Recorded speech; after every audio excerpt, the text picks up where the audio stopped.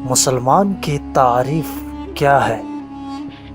مسلمان کا مطلب ہے دین کا پیروکار ہونا۔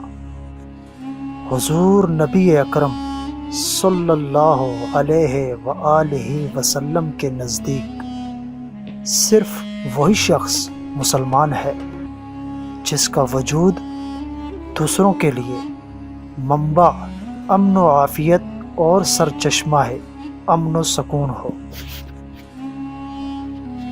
حدیث نبوی صلی اللہ علیہ وآلہ وسلم ہے، مسلمان وہ ہے جس کے ہاتھ اور جس کی زبان سے دوسرے مسلمان کے جان و مال اور عزتیں محفوظ رہیں۔